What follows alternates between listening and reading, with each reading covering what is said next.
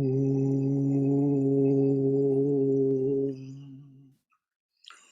Om.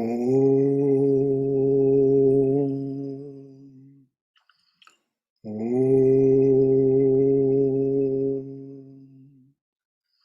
Om Sahana Vavatu Sahano Bhunaktu Sahaviryam Karavavai Tejasvinavaditamastu Mavidvishavahai.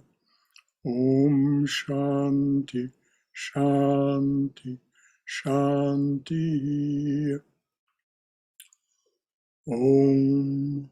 May the Divine Being look over us lovingly as a mother and father.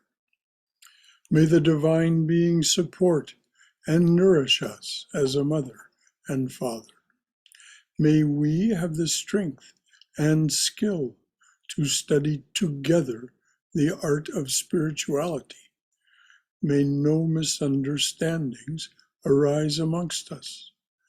Om, peace, peace, peace and beneficence be unto us and to all beloved beings everywhere.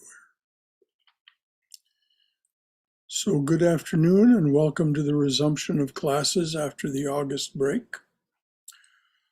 Some of you already know that there was a rather unexpected interruption right at the end of the August break.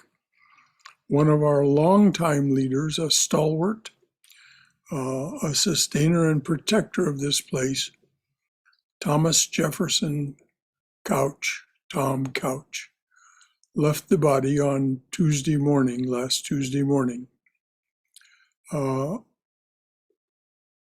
You can read about this in our newsletter, or if you don't get the newsletter, you can go to our Facebook page and pick up the information there. I won't go into the details of how and why he died, but it was unexpected and the result of a very bad fall. So any of you who wish to stay after class and talk a little bit about Tom, that will be welcome. So we will observe a moment of silence in which, of course, prayers can be offered for Tom and for his wife Iris and for his family.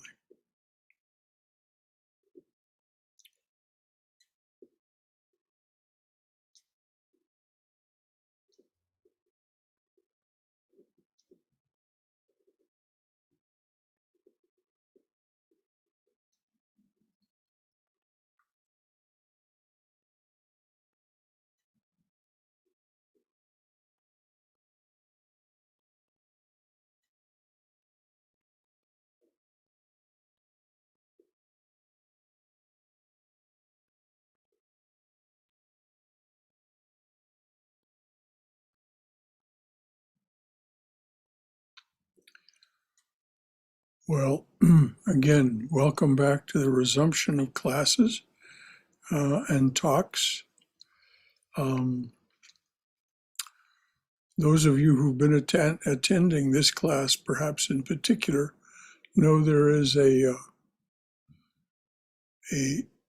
thought about numbers and their auspiciousness and inauspiciousness for that matter. But today turns out to be a very auspicious day to start again. It is 9/3/2022. Those numbers together add to 18, which adds to 9, which is, as you've heard said, a very auspicious number. So that's just one of those wonderful synchronicities. And I celebrate it, that we're starting back on this auspicious day. And of course, it's a day, Saturday is a day that is special to and dedicated to worship of the Mother, which was done this morning. We read the hymns in the Chandi earlier this morning. So we're reading and discussing Patanjali's Yoga Sutras as translated by and commented on by Swami Prabhavananda. We're still in chapter 1. I have us on page 84 at sutra number 46. Before we begin, is there anything that anyone would like to offer or contribute about the study of this book that we have been undertaking?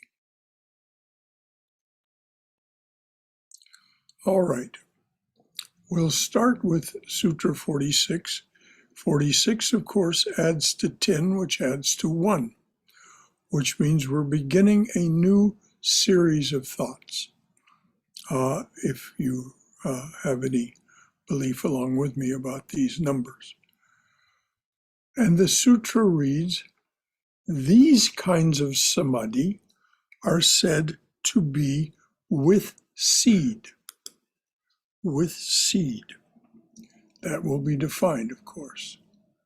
That is, seeds of desire and attachment may still remain within the mind, even though perfect concentration has been achieved. I'll read that again because this is a very, very important distinction. These kinds of samadhi are said to be with seed. That is, seeds of desire and attachment may still remain within the mind, even though perfect concentration has been achieved. And these seeds of desire are dangerous, as we saw in considering the fate of those who concentrate without non-attachment. Aphorism 19 of this chapter.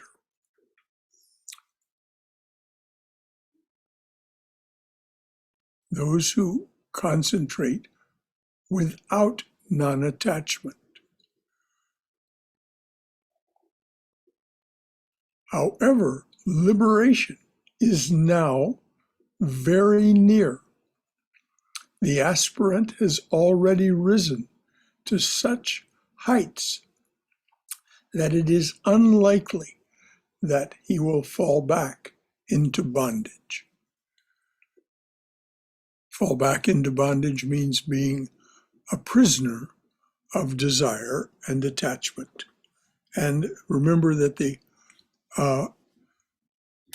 obverse, the reverse of attachment is aversion, just as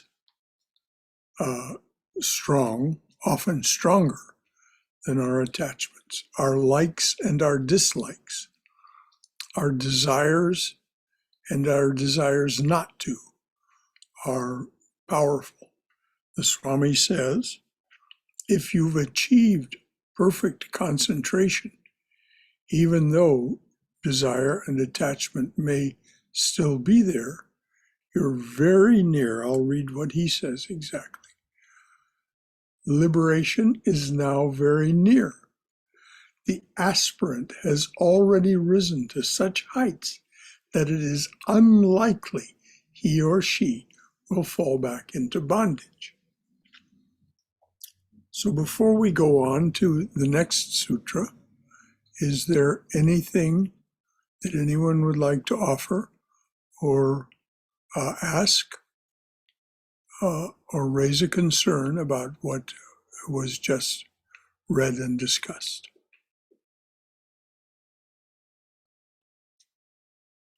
All right. Sorry, I was a little slow on the draw there. So, of course, we're talking about, when we talk about concentration, well, we're talking about a lot of things potentially, but, you know, are we talking about thoughts, or well, does it include the realm of When you achieve perfect concentration, you're able to hold a single thought or image or sound or mantra without interruption for a long period of time, up to 2 minutes. Beyond 2 minutes, you are talking about meditation rather than concentration. So, but what is said is that these seeds of desire and attachment remain in the mind. They have not been, they've gone dormant, which is what the Swami means, that liberation is near. It's unlikely that they've gone dormant, but they're not roasted to the point where they are not capable of regerminating. So that's why it's said that they are dangerous. Does that answer? Well, I don't know. I'm not sure I finished my question. Oh, sorry, dear. Well, that's okay. I've just, because we've been gone for a month, just zeroing back in on exactly what we're talking about doing. And if it includes, you mentioned mantra, some image, this sort of thing. Can that include that concentration? Can that include concentrating on the living presence? Oh, absolutely. This is what's meant by concentrating on the incarnations or these great souls. But the living presence is what arises in the heart. And when one achieves concentration on that living presence, you will either have achieved or are very near Savikalpa Samadhi, which means that is the one,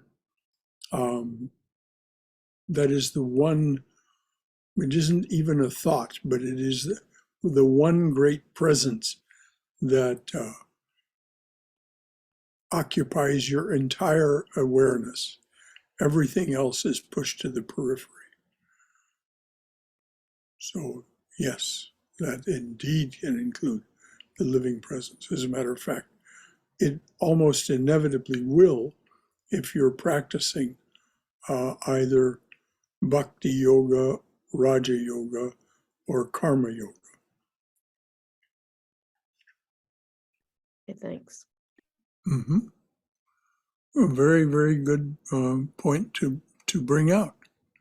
Anything else from anyone?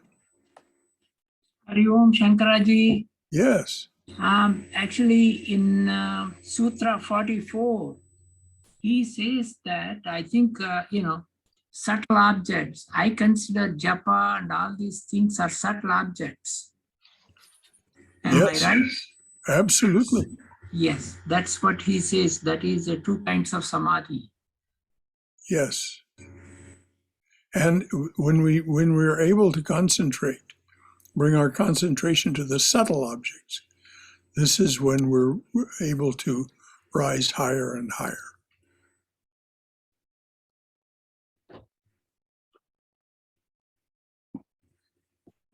So I just have a quick observation. I kind of understand that with seed means sabija, and without seed means nirvija, which means there is probably an inflection point. And in common parlance, I hear a lot about sabija, nirvija.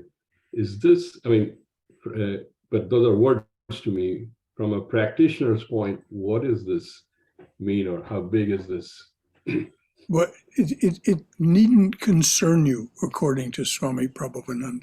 Just continue your practice, and you move from one to the other seamlessly, unless you are deliberately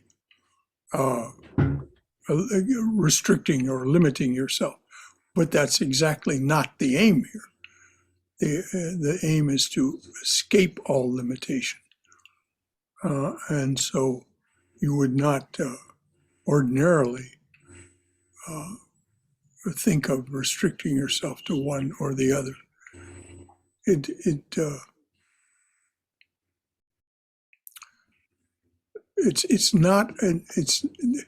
This must be experienced to really be understood. There's no way of communicating the experience of real concentration to anyone who cannot concentrate. Anyone who has begun to learn to concentrate begins to understand what it is that interrupts our concentration. And so we begin to understand what concentration is. It is the returning of your awareness or attention to your intended, whatever it is that you're intending to concentrate on. When the mind and other aspects of the mind-body complex do their best to distract us. Thank you. Mm-hmm.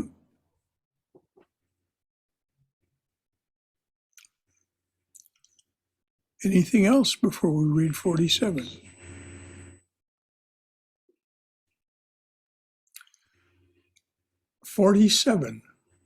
In reaching Nivichara Samadhi, the mind becomes pure.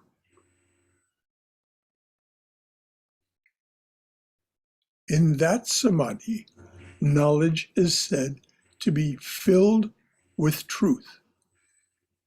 Filled with truth.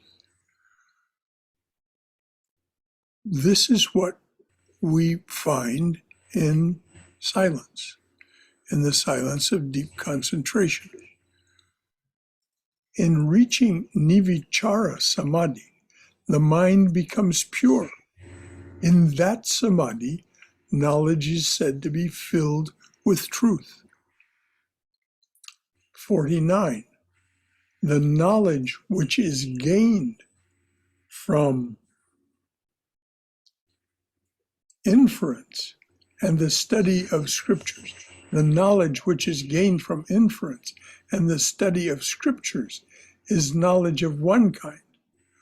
But the knowledge which is gained from samadhi is of a much higher order. It goes beyond inference and scriptures. And all of the great teachers will tell you this. Reading the Vedas, the Upanishads, the Gita, it's all one kind of knowledge. But Sri Ramakrishna says, you must assimilate this. And this is what's being described here. You assimilate it, and when you do, then it becomes a reality for you in this deep concentration.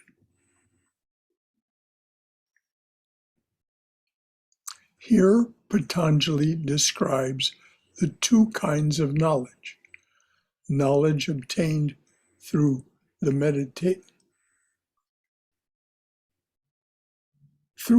mediation of the senses. Two kinds of knowledge. Knowledge obtained through the mediation of the senses and the reason, and knowledge obtained by direct superconscious experience. Now, the word superconscious, we need to grasp the meaning of superconscious. In your ordinary consciousness, your ordinary awareness, your mind is constantly, so to speak, a chatterbox. It takes itself up with this, and then that, and then the other thing. And you may be very good at organizing your thoughts, organizing your time, and all of that. But nevertheless, it is your ordinary awareness. Superconsciousness is when that awareness can be focused and becomes one-pointed, which is what happens when you learn to concentrate. And that is a very different level of awareness, as has been described here. And the knowledge that is obtained there is very hard to describe, very hard to relate to others, because it has much less to do with language and conceptualization. It is direct empirical experience of truth, but it is transformative, very transformative. Your mind cannot remain the same. That's why it is said earlier that the mind becomes pure. So before we go on, anything anyone would like to contribute, or from your own experience or wisdom, or any question or concern you'd like to raise? All right.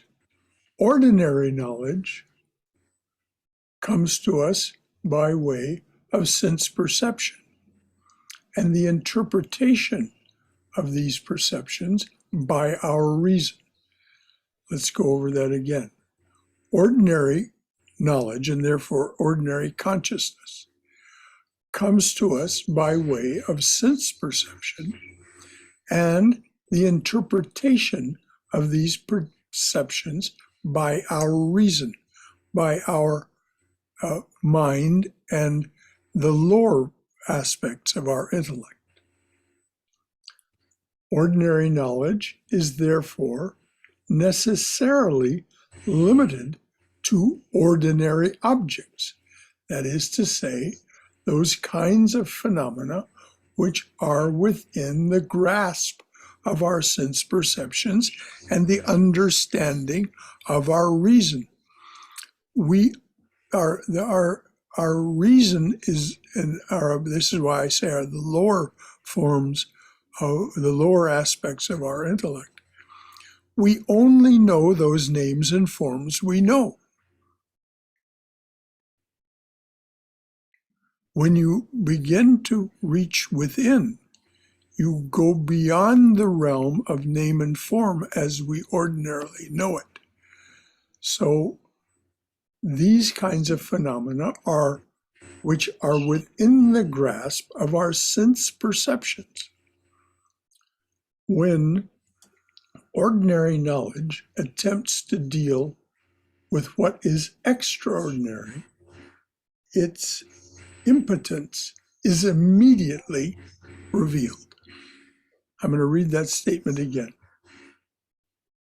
When ordinary knowledge attempts to deal with what is extraordinary, its impotence is immediately revealed. We all have had experiences in ordinary waking consciousness which we just can't explain. What was that? Well, it isn't that it's unexplainable. It's simply that we do not have the samskaras, the knowledge of those names and forms that will allow us to explain what happened. It's only when we turn within that things begin to shift. And this impurity of the mind, this limitation of the mind to its former knowledge, a teaching was given: set aside your past, stop looking ahead.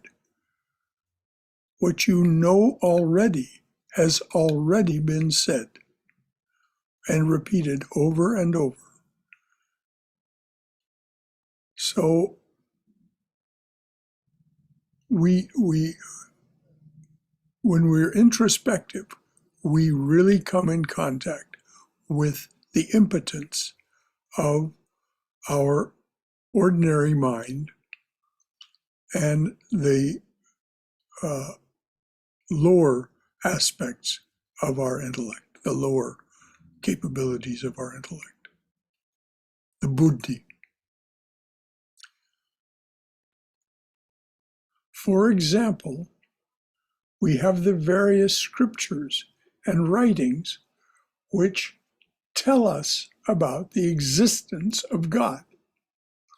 We may read these books and accept these teachings up to a certain point, but we cannot claim to know God because we have read them. We cannot claim to know God because we've read about God. No matter how much we've studied it, no matter how much we have increased the number of definitions that exist within our knowledge of name and form, the rationalizations and the justifications and the explanations for the presence and existence of God, that doesn't mean in any sense that we know God. We know what others have said and written and spoken about it, but we don't know the thing itself. All that we can say is that all that we can say we know is that these scriptures were written by men or women who claimed to know God. Some of you may not know there is an Upanishad, the Maitreya Upanishad. There are others by women. These scriptures were written by men and women who claimed to know God. Why should we believe them?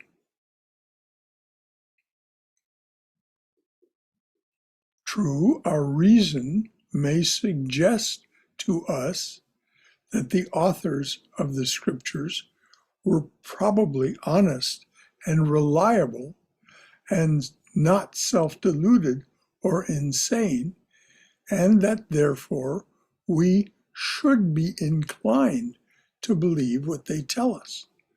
But such belief can only be partial and provisional. It is very unsatisfactory. It is certainly not knowledge. Knowledge in the sense of direct empirical perception by our own awareness. So before we go on, this is such a key idea that there's these two kinds of knowledge, and we may increase our knowledge, but this is exactly what Patanjali says. You can practice your yamas and your niyamas, your restraints and your observances, because you understand the importance of doing so. But until you begin to go beyond that, it's all simply a thing of the mind and your intentions and your priorities. It is not the knowledge that you are seeking through practicing Raja Yoga. So anything from anyone? Brother Shankara? Yes, dear. Good morning. Thank you so much for emphasizing that these people claimed to connect, speak with God. I really respect that and appreciate that, because, we never know. I like to go with, I go more with, can I apply the teachings? When I apply them, when I use them, do they make sense? So if someone writes in the Upanishads how to boil water and God told them, if I follow the instructions and the water boils, it worked. So that's what I kind of use, like, does this work? Or is it at all useful? And the part when you said about reading about God will never let us, it's different than experiencing God. I am presently fostering an 11-year-old child. And if you read this child's profile, which would scare the bejesus out of you. Oh my God. A friend of mine who has an adult child with mental issues, she said to me, I don't care what's in that profile. You will not know this child until you have him in your home and you experience him. And what's in the profile and who I'm living with, they don't even match. It's like a whole different child. So I appreciate you saying that. That's what I was thinking of, is being told about anything or anyone is useless until I am actually experiencing it. You know? Yes, yes, So thank you for that. yes, yes, Frank. Your uniqueness and that child's uniqueness meet somewhere completely outside anyone's ability to describe them and describe that child in the profile. That profile is an amalgam, I suppose, of other people's experiences with this child. You're who you are and who that child is, where they meet, is unique to the two of you. And your loving self and your ability to say to that child, I accept you. Oh, Fred Rogers just put it so well. I like you just as you are. When you can say that to someone, particularly to a child, the child is so relieved, so relieved. It doesn't matter what anyone else has said about them. This is, as you point out, the difference between description and experience. And each of us will have our own unique experience of what Cindy referred to earlier as the living presence. The living presence is described with that somewhat vague term for a very good reason. The living presence is infinite. And you are part of that infinitude, and you are unique. So your experience of that living presence, however it comes, it is most auspicious when you do it deliberately, as Patanjali is suggesting. Then you have the direct empirical experiences you've had of this child. And I just think it's so perfect what you said, Frank, that what you know of this child doesn't match anything you read in the profile. Thank you for that very, very acute observation of the truth of these things. How one kind of knowledge and then real knowledge. Anything else from anyone? Yes, Brother Shankar, this is Jeff. Yes, Jeff. I would think that if we trust these sources, we don't get their level of realization just by reading their words, but I think their words are useful in helping us to develop faith and encouraging us to pursue the spiritual path. Oh, absolutely. Okay, so Was there more? Was there more? That's all I wanted to say, and I'd like to hear whatever you think about that. No, absolutely. We read these things for inspiration. We read these things so that we can adjust our priorities. How shall I spend my time? How shall I spend my time each day?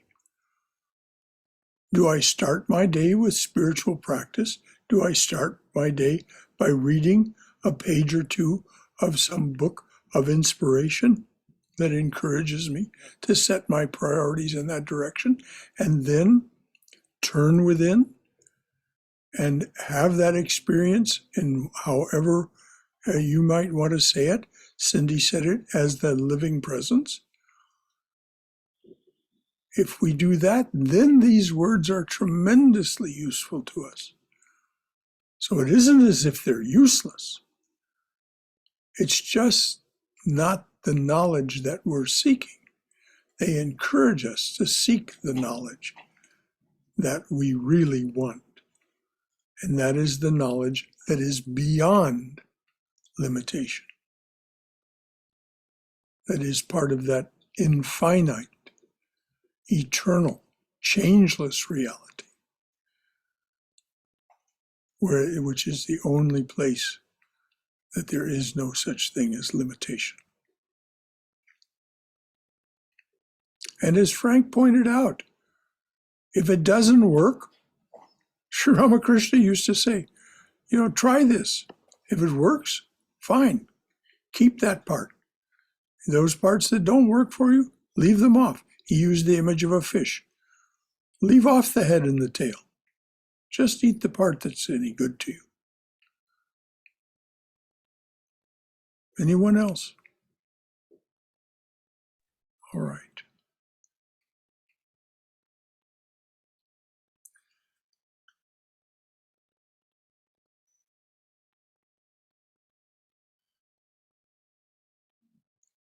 Belief is by necessity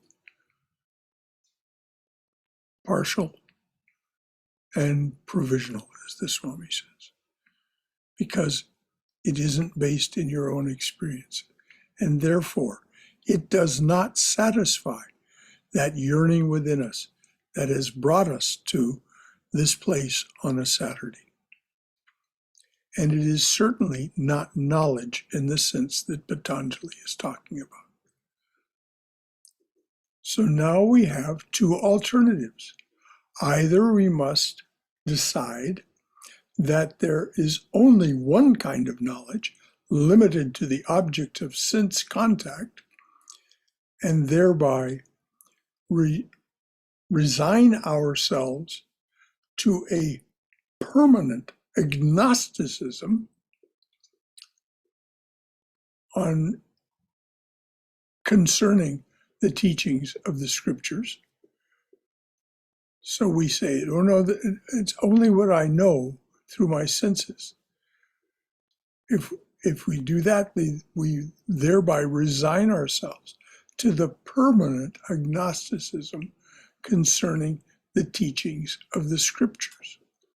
Or we must admit the possibility of another, a higher kind of knowledge, which is supersensory and therefore capable of confirming the truth of these teachings through direct experience. Such is the knowledge which is obtained through samadhi. And remember, there are, as Sri Ramakrishna pointed out, thousands of kinds of samadhi. It can be argued that we all experience lower levels of samadhi just as part of what we call them, particularly we call them daydreams or imaginings, or Einstein used the word fantasy. We go beyond what we know in an ordinary sense by somehow the right mind and all that it contains becomes part of a few moments of our waking awareness. It's a kind of dream sleep. It's a kind of second world or dream sleep while awake, but of a higher order. But when we get to the samadhi that the Swami is talking about here, that yields this kind of knowledge that is beyond ordinary description, beyond, it can only be gestured to. That can only be generated. That kind of samadhi can only be generated by one-pointed concentration.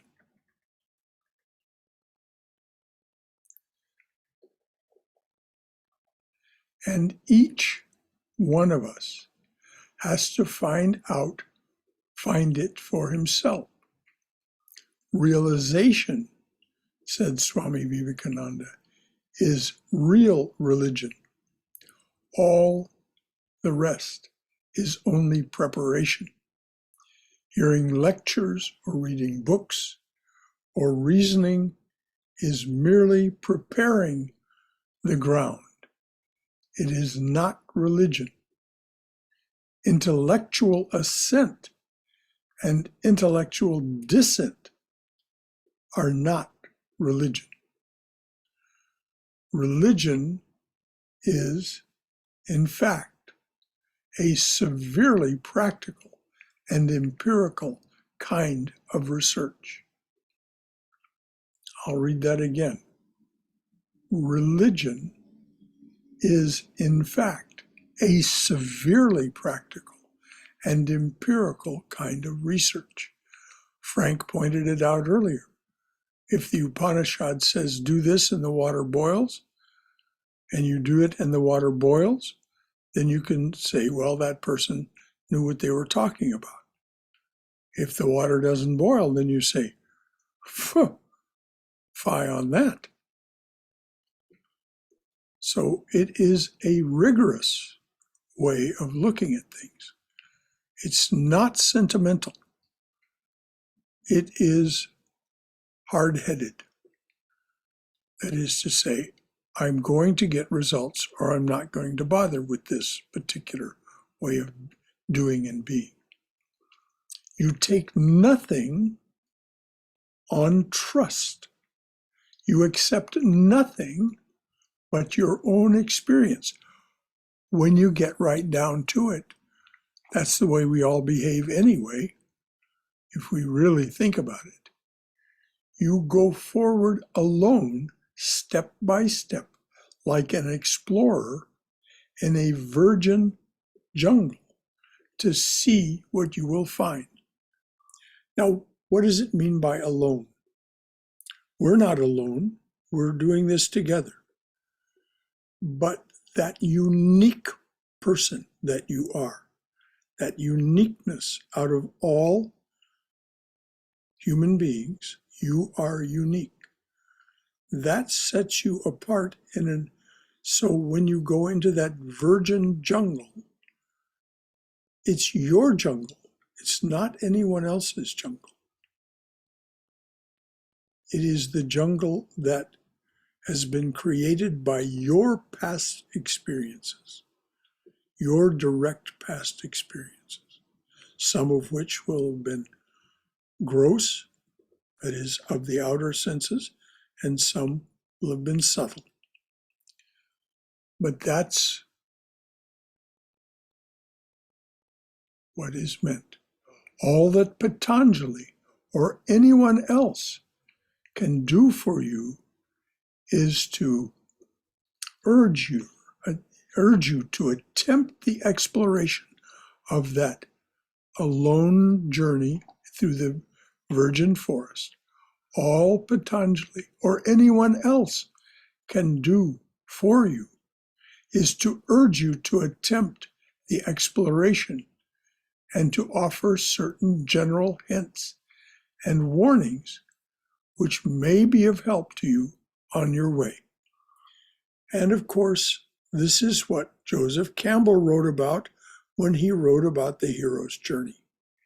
Each one of us is that hero on this journey. And it is such a remarkable thing that we, in fact, are each one on this journey, and yet we can come together as we are this afternoon and encourage one another and be caring to one another, share with one another. It is being sisters and brothers of the way. And it is wonderful, and it is what is called Sangha, togetherness. Anything else that anyone would like to offer before we go on? Any comments, questions, concerns?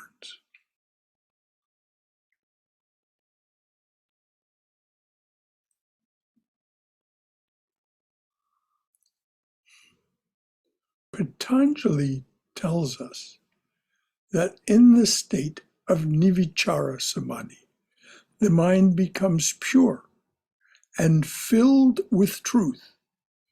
Pure and filled with truth. Doesn't this sound so very appealing? This is where he says, he encourages us to the attempt by saying, the mind becomes pure and filled with truth. Because the minute, as the Swami pointed out some time back, the minute we begin to practice concentration, we find out how very full of peculiar thoughts, peculiar and even sometimes revolting thoughts and urges and so on exist within the mind. It is, as Swami Sridharananda pointed out, it's dirty, not dirty in a bad sense, just dirty by its, as Sri Ramakrishna says, you cannot live in a room full of soot, covered with soot, without getting it on you. We live in the universe. The universe is, at least in part, covered with soot, so to speak. So we get it on our minds. We got to get it into our minds. So when we begin to practice and we begin to achieve concentration, the mind becomes pure because, not because all that stuff disappears. As Vivekananda says, it can't disappear. It's there. You simply leave it behind. And when you stop watering it with your attention, all that impure stuff, or a good deal of it, goes dormant. You'll find that there are some things that Holy Mother refers to as knots of the heart, K-N-O-T-S, knots of the heart that return. And so what do you do? Well, according to Sri Krishna, you offer all of that. You offer all of the contents of your mind, and especially the knots of your heart, the memories, the reveries, the knots of the heart, your attitudes, aptitudes, and tendencies. You offer them all to the living presence. Patanjali tells us that in the state of Nivichara Samadhi, the mind becomes pure and filled with truth.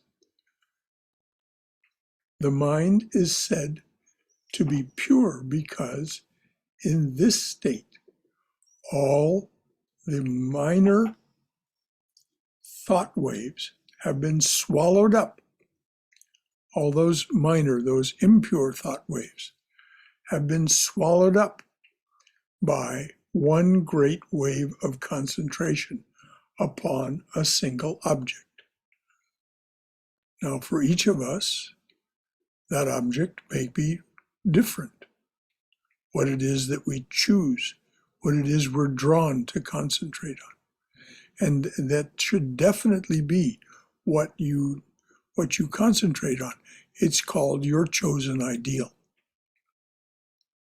And it is a priceless gift of our awareness to allow us to know this is where my mind is drawn. This is where my heart is drawn. So I will focus on that. And as Patanjali pointed out some sutras back, that is where it will be most fruitful, because it will be most easy to be energetic in your pursuit of your concentration and your fulfillment of the promise of that chosen ideal. Anything anyone would like to ask or say, comment from their own wisdom or experience about this idea of the chosen ideal, what it is that draws your mind, the single object that is mentioned by the Swami here. I agree with that, Brother Shankara. This is Haima. Yes, Haima.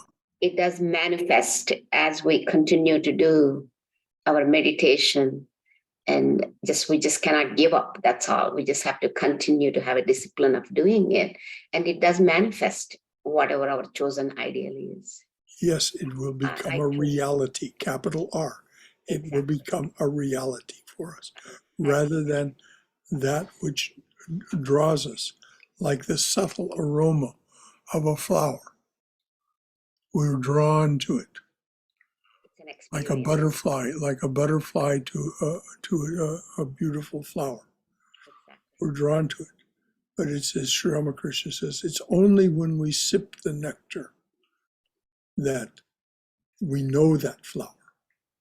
And it's an experience you feel inside. Yes. It's nothing I can describe. Nothing can be described to anybody. It's just Thank you, personal. Haima. It's personal experience. Every person experiences. Yes. That's And every one of us, you know, even if the name and form of our chosen ideal is the same, our experience of that will be different. It's like the great Sufi saint and poet Rabia says, I found that all of the descriptions and names that I had for my beloved didn't work for me. So I invented my own. And then he kissed me. Then he became my own. Beautiful, beautiful poem by Rabia about that particular experience of setting aside all the other descriptions and finally knowing the beloved, that your chosen ideal,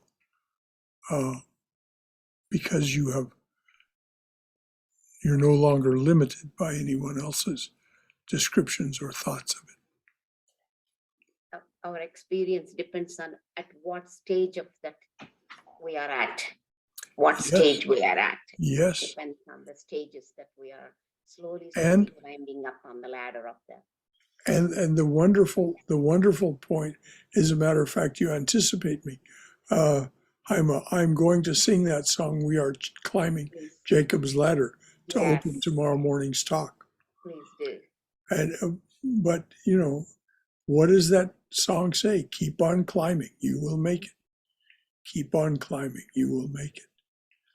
And as you said, you must be persistent in your practice. If you are, what do you find? She is waiting to take your hand and pull you forward, pull you on. It's the footprints of Christianity.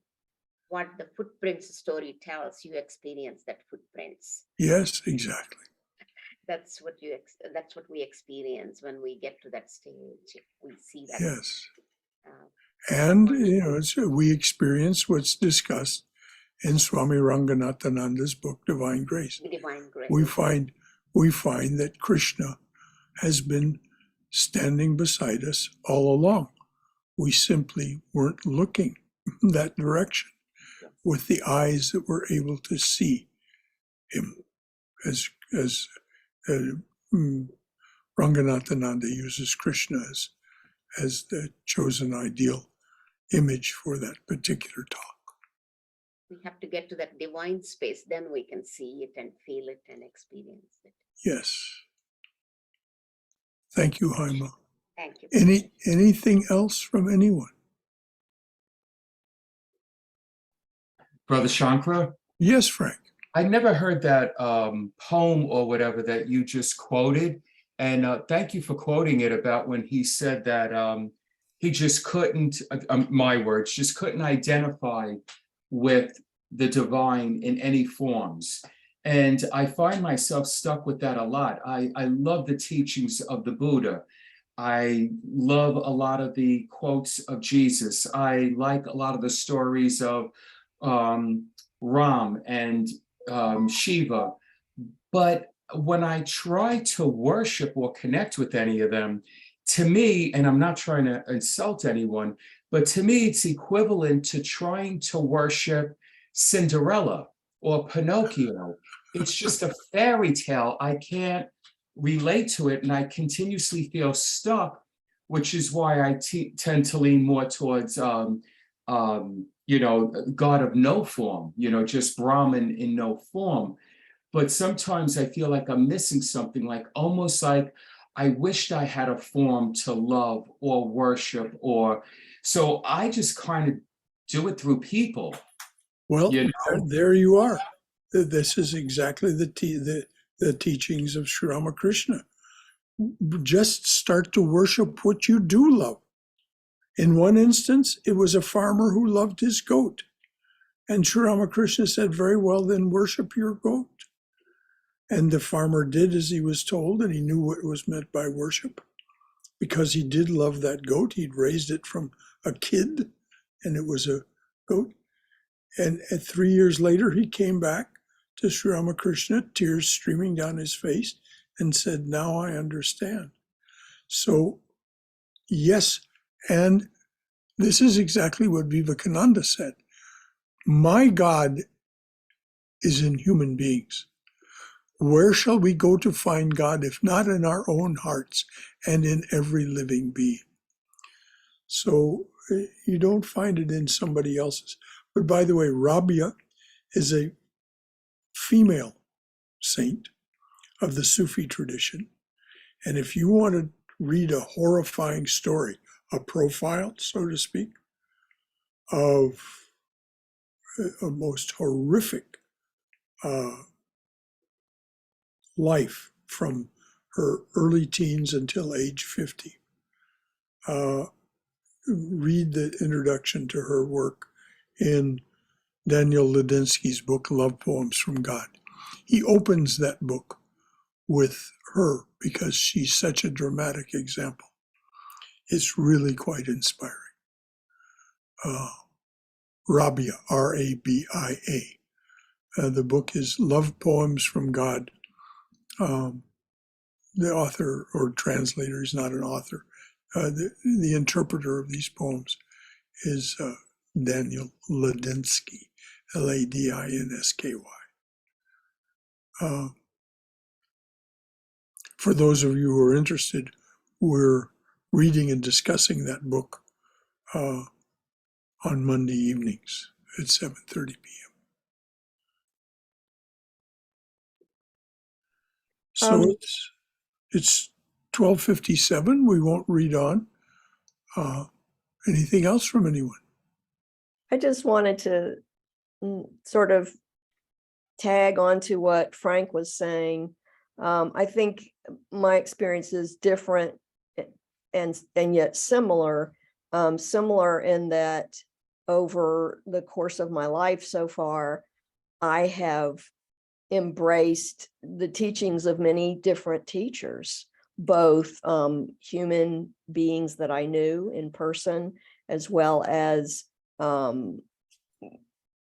totally mythological beings, as far as any historical evidence, as well as some of the great teachers. And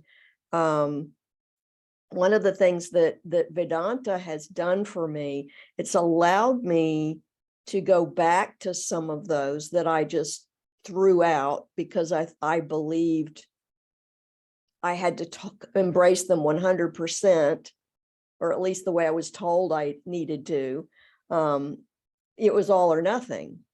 And the more I go on, it's like I have been able to embrace and connect with certain personalities, let's just call them, religious, spiritual personalities.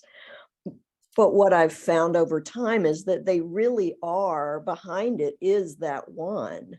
Yes. And I have given myself permission to have have a room full of personalities. And for me, it's that, my chosen ideal, if I have to say what that is or who that is, it is the living presence. And sometimes the living presence is in a person in front of me, like you, Frank, or it's the trees out there, it's my cat, or it's Jesus, or it's Ramakrishna, or it's Holy Mother, or it's Mother Mary. And sometimes it's feminine, sometimes it's masculine. A lot of the time it's non-binary, gender fluid, but it took a long time for me to allow myself to be okay with that and not feel like I am flip-flopping or I'm digging a bunch of shallow wells, because it's not been that for me. I know it can go that direction, but it's led me deeper and deeper into that connection with the living presence, because it is in everything. It's in all the personalities. It's in all the avatars and the incarnations and the teachers and the grass and the flowers and the everything. Well, that's why Swami Prabhavananda's first instruction for meditation is the chosen ideal is you yourself, no different. Learn to feel that living presence. The chosen ideal is you yourself, no different. Learn to feel that living presence, which just it's a mirror, in other words, of what is said in the Upanishads when Uddalaka says to his son, "Thou art that thou art." So that's the truth of the being. And that's why when we gather like this and we bring our energy together, you can feel it. You can feel the Spirit. You can feel the presence of one behind the appearance of the manyness here. So it's 12:01. Thank you, Cindy, very much for that. Because knowing you as I do, I know that every word you said is 100% accurate and true. May I say something? Of course you may. I just want to thank Cindy for sharing that, and it helps me to understand that maybe most of my shallow wells aren't that shallow. And thank you. Well, yes. Brother Shankara? Yes, dear. Can you hear me? I'm outdoors, so it's windy, and Yes, if you cannot hear, I'll just... I can hear you fine. Okay. So I'm in the process of reading Srimad Bhagavatam translation by Swami Prabhavananda. Mm-hmm. And almost every story, towards the end, they all retire to the Vanaprastha and, do severe austerities before they actually realize. And this practically, I know that it's not possible for me to much. Sometimes I wish that I could just go somewhere and contemplate, but it's just not, practical with other responsibilities. So I try as much as possible to keep reminding myself whenever I'm doing day-to-day activities and say the mantra and contemplate whatever I can. But anything else that you can suggest to go more deeply, dear heart, away from the... follow your guru's instructions. When you were given diksha, initiation, you received initiation. You received instructions. You became part of something. And what does the great teacher Brahmananda say? When people would come to him and say they wanted to go practice hard austerities, he would say, "Why? You don't need to do that. We've done all that for you." And what is contained in those instructions, and most particularly that mantra, is what he meant by, "We've done all that for you. You do this, it will manifest." But we must not be impatient. We must not think that this eons old being that we are, as an embodied being, we are eons old. This is just the latest form we've taken. This is according to Swami Vivekananda, and of course, my predilection is to believe Vivekananda, that We are eons old. So all of this that we're trying to put a stop to when we're trying to still the thought waves of the mind and come to this nivichara, purity and knowledge, that is there for us. But our impatience is just another form of distraction. So go ahead with your daily activities, but be sure and follow the instructions your teacher has given you to the very best of your ability. I did what I could and listened for years. Listened to the mantra. I did what I could and listened for years. Make me part of this became my prayer. He granted that, so it didn't stop there. He made a new man, and he is now here. That's my summary of that. Thank you, Brother Shankara. And what you said, the last few lines were so profound. I'm waiting for this video to be on the website to write it down. Thank you. Well, you don't need to, dear. I'll send you the poem in which it's the song in which it's. Those are some lines. Okay. Thank you. You bet. Now, I promised at the beginning that for any of you who wish to, we would take a little while, if you wish to, and only if you wish to talk a little bit about Tom Couch. I, of course, knew Tom Couch only for the 12 years that I've been here. I didn't know him at all and had no reason to know him when I was at the Hollywood Center all those years. But when I came here, he was one of the first people that I met. First people that I encountered, he was president of the board at that time. And so we had a great deal of interaction. And over time, our relationship became a very sweet one. But my experience of Tom Couch will be very different from other people's experiences of him.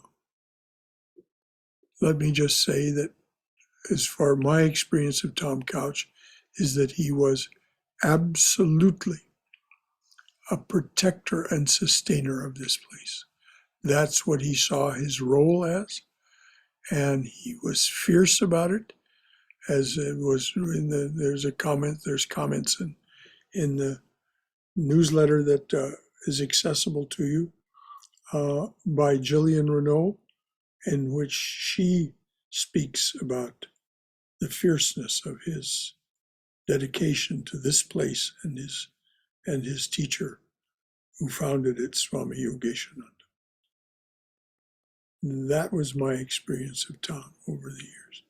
And he always had the best interests of this place foremost in his thinking. Anything else from anyone about Tom or anything related to that?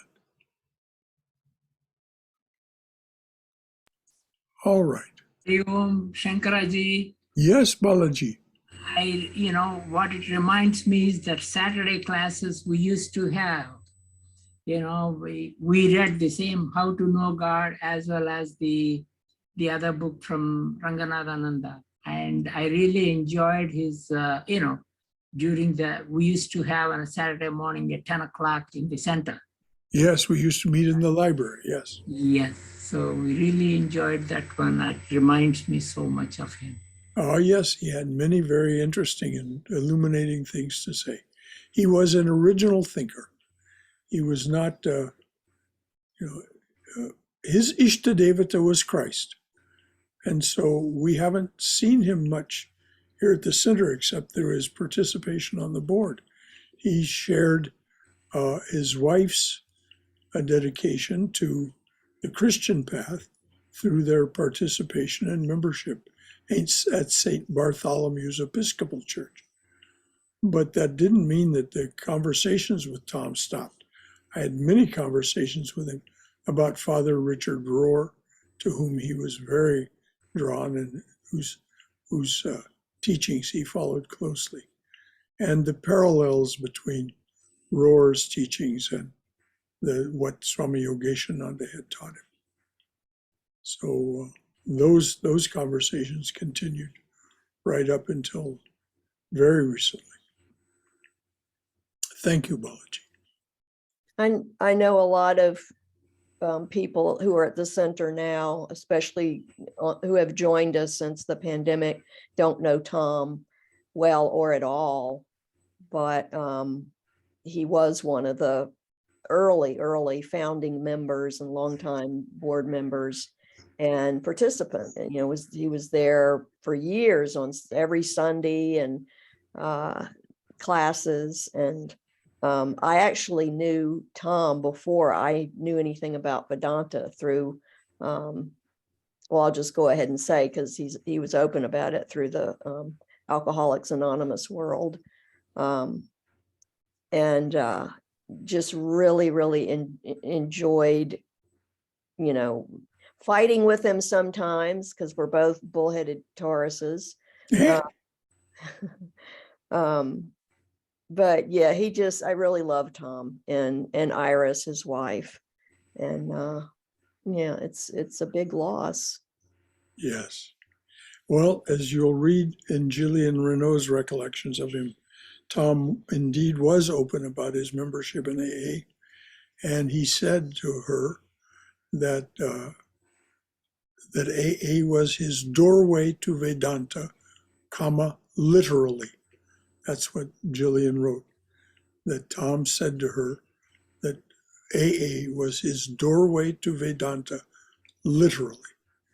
And Swami Yogeshananda was very fond of Tom Couch and really believed in the flower that Tom had become from the bud that Yogeshananda first knew when he taught Tom something that Tom remembered and repeated a number of times. Yogeshananda's teachings to him were consciousness is primary and is not plural. Though it would seem to be that there are 9 of us here on the screen, beneath that appearance is the reality of non-plurality, of unity. And it's one of the reasons that these classes are so powerful, is that whether anyone says anything or not, whether you're one of those people who cares to share or ask, nevertheless, it is there. It's, as Swami Vivekananda pointed out, there is one existence only, and we're all that existence. We are that. So anything else from anyone? Yeah, Brother Shankara? Yes, dear. Yeah, I didn't know Tom that well, other than in passing, saying hello and bye. And I too, with everyone else, feel the loss.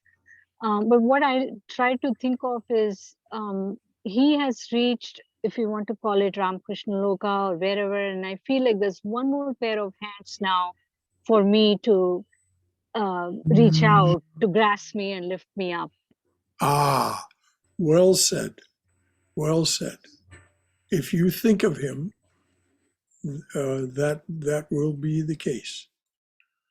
That what else would he do? He wanted nothing else than for this center to be what it is for you, Swayam.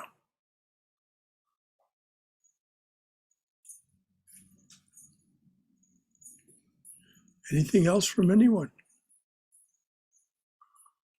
All right, dears. Oh, dearly beloved, a flower at your feet for each one who comes to your open door. A flower at your feet for those who stand by your open door and say, come to me, offering to break this world's chain that binds us down to ignorance, suffering, and death.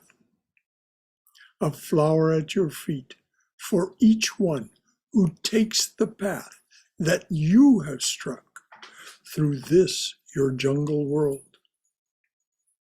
Om, Amen, Shanti, Shanti, Shanti. Peace, peace, peace be unto us and to all beloved beings everywhere. Jai Shri Guru Maharaj Ji Ki Jai. Durga, Durga, Durga. May we be safe. May we be healthy. May we be cheerful. May we have peace of mind. May we be always in the loving and protective embrace of the Divine Being as our Mother and Father. Hari Om Tat Sat. Oh, beloved, make it so. Anything else until tomorrow morning? All right, tomorrow morning the talk is on Raja Yoga, and the title is You Can't Win If You Don't Play. You can't win if you don't play. It's an action-oriented world. So hope to see you then. And then, of course, we begin our regular classes on Monday, Tuesday, and Wednesday. Monday, the discussion of that Love Poems from God book. Tuesday, what is it we're discussing on Tuesday? Holy Mother's. Holy Mother, yes, thank you, dear. Yes, Mother Sarada Devi. Yes, Haima is our reader for that. And then Ranganathananda's book on Wednesday, and Swayam is our reader for that. So we'll go forward. So funny, I couldn't remember what Tuesday was. It just goes to show you, as Jerry Brunner, some of you know Jerry Brunner, as Jerry Brunner says, my memory's fine. It's the recall function that's impaired. So until next time, dears. Jai, Jai, Jai, the Divine Presence. Any final thought from anyone before I ring off? Brother Shankara? Yes, dear. I just wanted to share with the group that our granddaughter came into our lives 2 weeks ago. She's doing well. Her name is Mila, and I ask everybody in the group to send blessings and prayers. Okay, her name again? Her name again is? Mila, M-I-L-A, Mila. Mila. I'm glad you spelled it because I had heard an N where there was an M. Mila. What does Mila mean? I don't know. It's actually something that they picked, but in Hindi, Mila means got something, we found something. Aha. Well, it's probably a spiritual vibration of that. Found something of the divine. Yes. All right, dears. Congratulations, Swayam. Thank you. Thank you. Please send your blessing. Until tomorrow morning at 11. And away we go.